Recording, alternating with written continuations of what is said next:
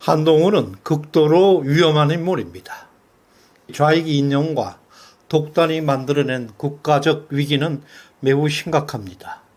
국가 폭력은 개인의 불법보다 훨씬 위험한 것입니다. 이제 한동훈은 사법살인이라는 국가 폭력의 상징이 되어가고 있습니다. 그가 대한민국 현대사에 남긴 치명적인 비극을 보게 될 것입니다.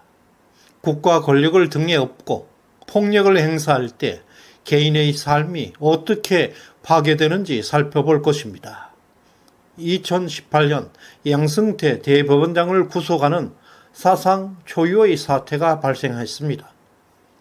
문재인은 사법부 70주년 기념 행사에서 의혹은 반드시 규명되어야 한다고 법원과 검찰을 향해서 압박을 가했습니다. 그 직후에 김명수와 검찰은 한 통속이 되어서 양승태 대법원장과 법원 고위직을 집중 수사하게 됩니다. 이 사건은 이미 범죄가 성립되지 않는다고 결론 지어진 상태였습니다. 그럼에도 불구하고 문재인의 사냥개 한동훈 검찰은 대대적인 수사를 통해서 양승태 대법원장을 비롯한 우파 성향의 고위 법관 14명에게 구속영장을 청구하였습니다. 김명수 사법부는 헌정 사상 처음으로 대법원장이 구속되는 사상 초유의 국기문란 사태가 발발하게 되었습니다. 이것은 분명한 국가 폭력이었습니다. 국가 권력의 불법 행위가 개인의 인생은 물론 그 가족들의 삶까지 송두리째 파괴하는 비극이 초래되고 있었습니다. 이 사건으로 15명의 피고인은 거대한 국가 권력과 법적 다툼을 벌여왔습니다. 그 과정에서 그들의 인생은 완전히 망가져 버렸고 수십억에 달하는 변호사 비용을 부담하며 전 재산을 잃게 되었습니다. 이것은 명백히 국가 폭력에서 비롯된 비극적 참상입니다. 이와 같은 사냥개 역할을 한 사람이 바로 한동훈 대표입니다. 아직도 자신의 행동에 대해서 전혀 반성하지 않고 있습니다. 결국 양승태 대법원장을 비롯한 고위 법관 14명 전원은 무려 47개 전부 무혐의, 전원 무죄 선고를 받았습니다. 한동훈은 국민 앞에 한마디 사과도 없습니다. 일개 차장검사였던 한동훈 검사가 권력의 사냥개로서 주도했던 이 사건은 대한민국 사법 역사에 깊은 상처를 남기고 있습니다. 2019년부터 거의 5년 이상이나 법정 다툼이 계속해야 했습니다. 이것은 좌익 이념을 앞세운 국가 권력의 극단적 타락의 상징입니다. 그뿐만 아니라 삼성바이오로직스 사건은 기업 회계 부정 의혹에서 시작된 것이 절대 아닙니다.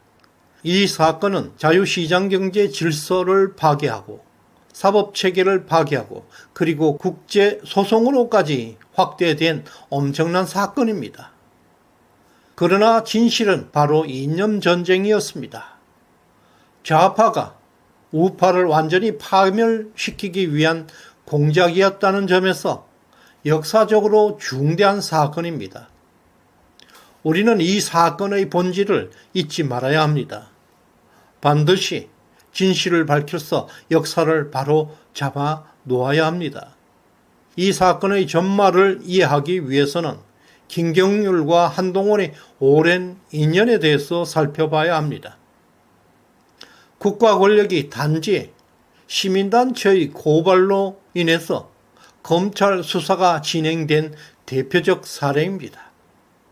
2015년 참여연대 김경률의 폭로를 바탕으로 한 한동훈 당시 서울중앙지검 차장검사는 삼성바이오로직스의 회계 부정과 이재용 부회장의 경영권 승계 과정을 조사하게 됩니다. 일개 좌파 시민단체의 고발로 대한민국을 상징하는 삼성그룹에 대해 표적 수사가 단행된 것입니다. 이 시기는 박근혜 정부에서 세월호 사건이 터졌고 이후 삼성그룹을 통한 박근혜 탄핵의 군불대기가 진행되었던 시기와 일치하고 있습니다. 한동훈 검찰은 김경률의 고발 내용을 그대로 적용해서 이재용 회장과 수십 명의 삼성그룹 고위 임원들에 대해서 기소를 하게 됩니다. 삼성그룹의 경영활동은 크게 위축될 수밖에 없었습니다. 삼성의 국제적 이미지도 부정적 영향으로 인해서 대한민국 경제 전반에 걸쳐 심각한 타격을 입게 됩니다. 결국 이 사건은 국제투자소송으로 비화하게 됩니다. 당시 엘리엇은 삼성물산의 주주였습니다. 삼성물산과 제일모직과의 합병에 반대하고 있었습니다. 한동훈 검찰의 수사 방향과 엘리엇의 주장은 완벽하게 일치하고 있었습니다. 검찰은 삼성물산과 제일모직 합병이 불법이다. 국민연금이 합병에 찬성한 것 역시 박근혜 정부의 부당한 압력에 의한 불법으로 간주하고 기소해버리게 됩니다. 엘리엇은 이러한 대한민국 검찰의 수사에 열렬하게 박수를 보냈습니다. 그리고 국제투자소송을 제기하였습니다. 결국 김명수 사법부와 한동훈 검찰은 이 소송에서 엘리엇의 주장을 반영하는 유죄 판결을 때렸습니다. 이는 엘리엇의 배상 요구에 결정적 역할을 하게 되었습니다. 한동훈 검찰은 국가의 방어 논리를 약화시켜서 엘리엇에게 1,400억 배상하는 국제소송에서 대한민국이 패소하는 근거를 마련해 주었습니다. 이와 같이 한동훈, 김경률은 국익을 무시하고 문재인의 충견으로서 국가에 심각한 손실을 끼치고 있었습니다. 그러나 윤석열 정부가 출범하고 2024년 2월 법원은 이재용 부회장과 삼성 임원들에 대해서 전원 무죄를 선고했습니다. 이 사건은 또한 국가폭력이 얼마나 위험한지 잘 보여주는 사례입니다. 좌파 권력은 전체 공동체보다 자신이 속한 집단의 이념을 우선하고 있는 것을 볼 수가 있습니다. 오랜 법적 투쟁이 계속되면서 삼성의 경쟁력은 추락하게 되었고 결국 대만의 TSMC에게 반도체 1위 자리를 내어주는 수모까지 당하고 있습니다.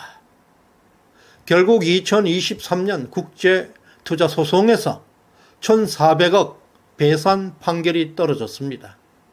그리고 나서도 대부분의 전문가들이 2차 소송을 포기해야 한다고 권고하고 있음에도 불구하고 당시 한동훈 법무부 장관은 독단적으로 1,400억에 대한 항소를 진행해버렸습니다. 그 결과가 올해 2024년 8월에 떨어졌습니다. 또 참혹한 패배로 기록되었습니다. 대한민국은 배상금 1,400억, 그에 추가로 이자 500억, 국제소송 변호비용 500억 등 2,400억이 넘는 금액을 부담하게 되었습니다. 한 사람의 공직자가 국가 권력을 독단적으로 행사할 때 막대한 손실을 가져오는 것을 볼 수가 있습니다. 한동훈이 검사 시절과 장관 때 벌어졌던 행위가 그 행위들이 아무리 선한 의도로 이루어졌다 할지라도 그 무리한 수사와 무분별한 소송은 국가를 위기로 몰아넣고 심각한 갈등을 불러오고 있습니다. 이러한 것들은 보수파가 가장 싫어하는 모습입니다. 또한 한동훈은 좌파에서도 적응하기가 어려울 것입니다.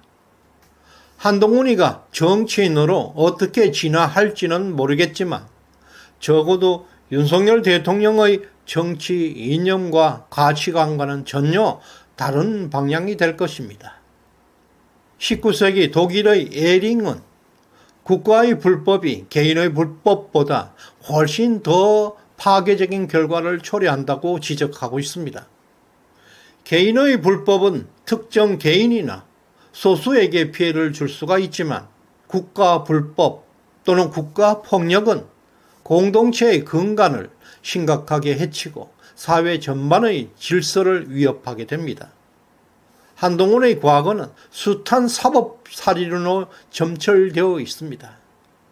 그럼에도 윤석열 대통령은 과거에 대한 진정한 반성으로 더 강한 보수의 가치를 실천하고 있습니다. 현재 윤 대통령은 보수 진영에서 많은 지지를 받는 이유가 과거에 대한 성찰 그리고 반성 때문입니다. 그 반면에 한동훈은 보수 진영으로부터 강한 저항을 받고 있습니다.